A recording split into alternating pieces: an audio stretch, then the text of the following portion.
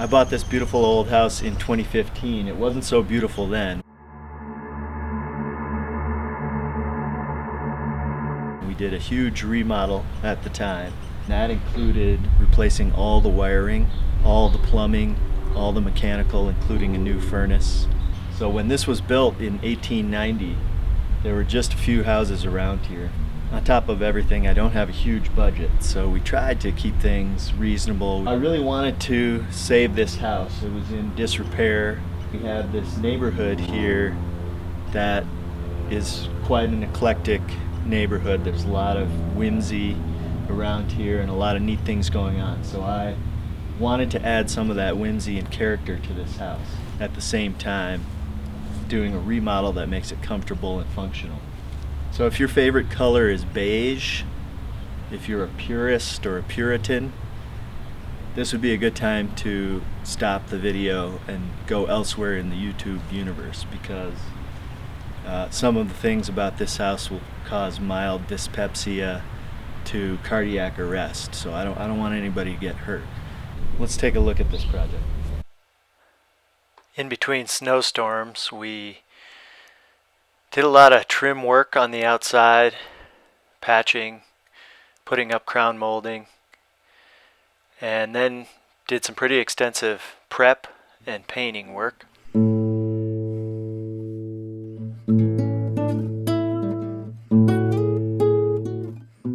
We added a new privacy fence and new copper gutters in 2 spots.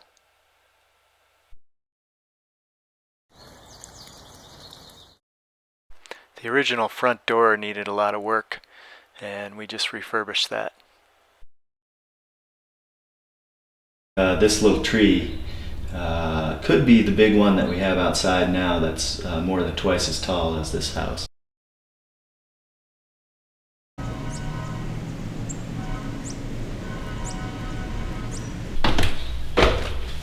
They had some ugly wainscoting in here, and we took that off, but the baseboards had been lost somewhere along the way. So the baseboards we have here, we actually pulled from the closets of a couple of the bedrooms. It had almost all of its original woodwork, all of its original doors, and we just quickly refurbished those. We didn't do too much. I thought it was fine to have dings and dents in the woodwork. Anything like that we call a character. This closet probably wasn't original. Somebody put it in above the staircase, and I left some of the quirky, funky wallpaper that they had in there. And I used a door from the kitchen that we didn't need anymore. Now here you see this chimney, which I was not exposed before. I chipped this out, chipped the plaster off. This right here, there was a little duct here. This was all the heat for the upstairs. We ran new ducting to all the bedrooms. Every bedroom has its own heat, imagine that. This is the second bedroom, and it has an old closet in which somebody put wallpaper. For some reason, we decided to keep some of that. For an old house, this is a pretty decent sized master bedroom. And we did do a lot of wiring up in the attic, and we also blew in insulation.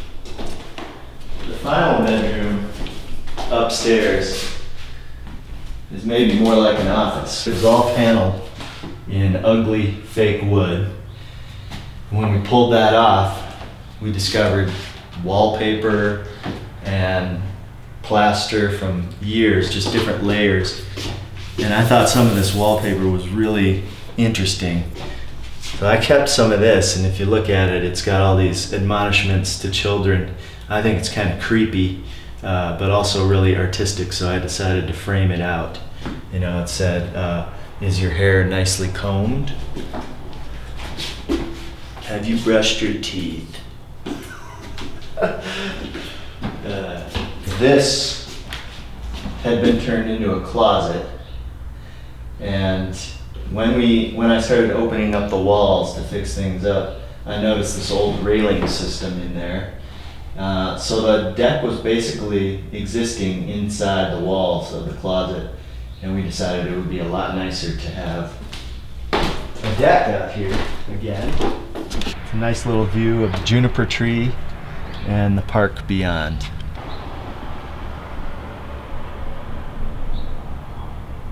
The bathrooms were an utter mess.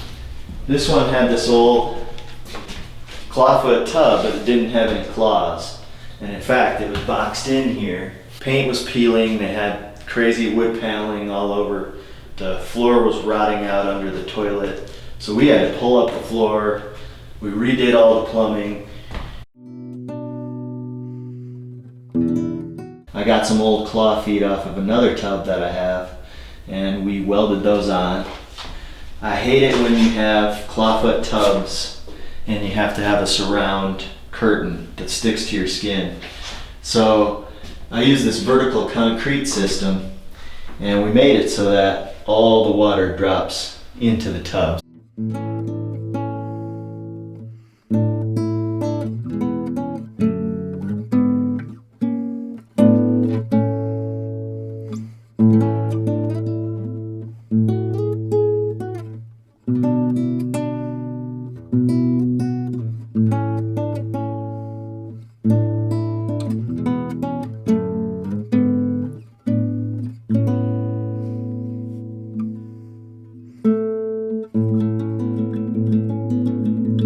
I really like copper, and we've got the copper gutters outside, so I wanted to expose some of the copper piping.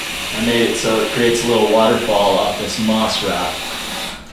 The sink is an old sewing machine table. We got a bowl sink mounted in some moss rock, and this mirror actually was here, we just painted it.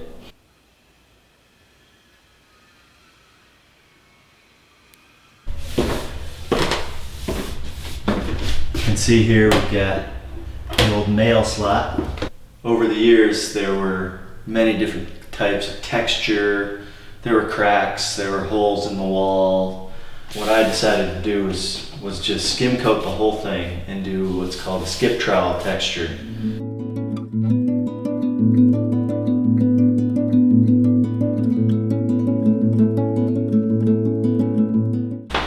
So this is what they called the parlor back in the day.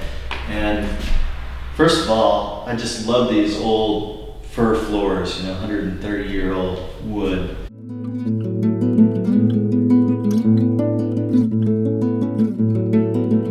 It has these beautiful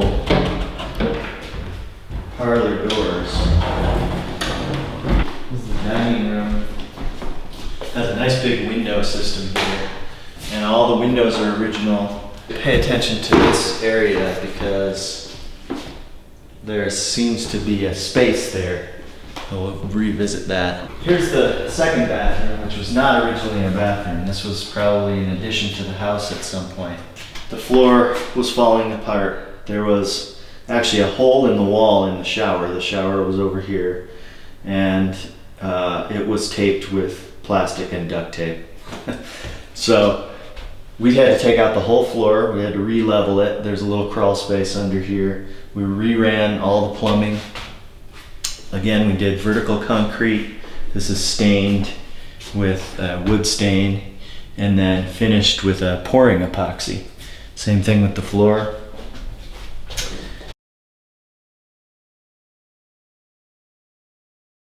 We got our toilets at Habitat for Humanity. And again, we did the sewing machine sink, but this time I thought, because it came with the sewing machine, let's use these sewing machines. So we kept the sewing machine in here. We got a glass countertop, so you can see we can turn this on and off. Up here, from the sewing machine sink upstairs, I took that sewing machine and just turned it into a vanity light, and you can actually turn it off and on from up here.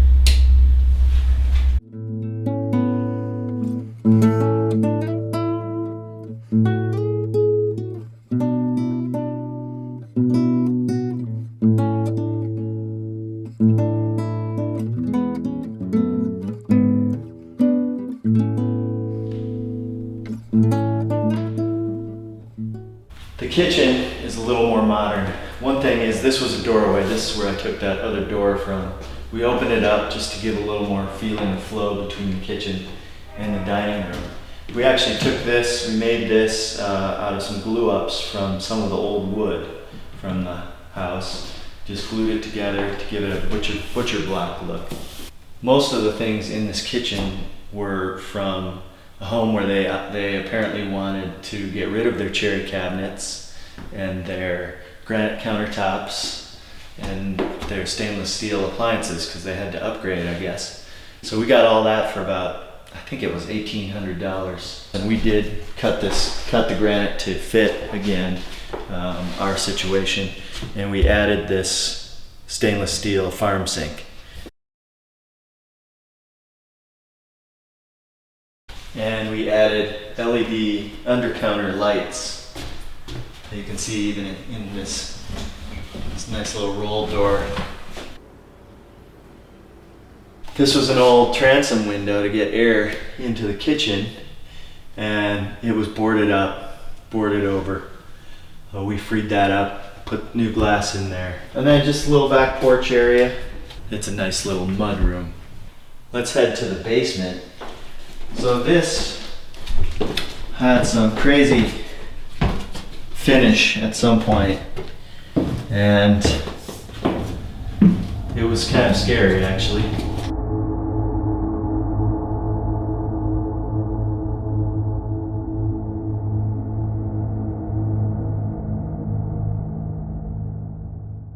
We did open things up a little bit. We did some built-ins, and all the wood here for the trim and the built-ins is blue stain pine or beetle kill pine from the pine beetle epidemic in the Rocky Mountains. This wall was walled off. There's a brick wall under here, so we did have to put some supporting beams in. We did kind of a hey Kool-Aid man thing here and smashed out this wall. For the floors, in keeping with the concrete theme upstairs, we basically just cleaned up the existing concrete floor, got our customary dark stain on it, and then put a clear coat over the top of it. So we figured this could be a great rec room or entertainment area or game room or even bedroom. And then we just have this functional utility room / laundry room. This is our new furnace.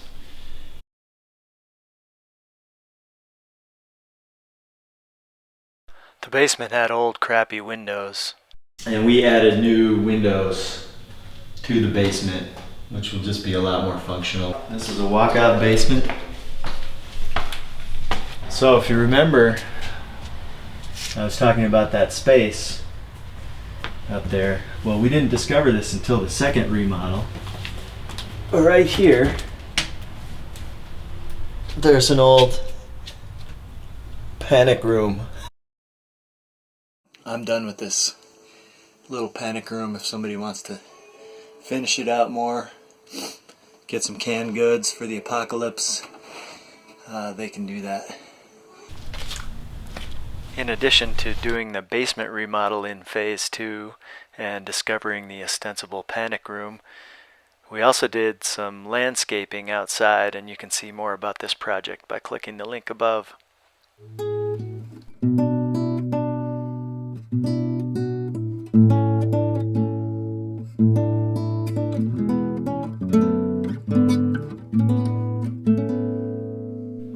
A wonderful couple has moved into the house and they're leasing it with the option to purchase. They've basically turned it into a museum with beautiful antiques, and it's so perfect for the remodel we did. So we're really hoping that this sale goes through because they do love the house. And they just help bring to fruition the original idea and intent of this project so perfectly.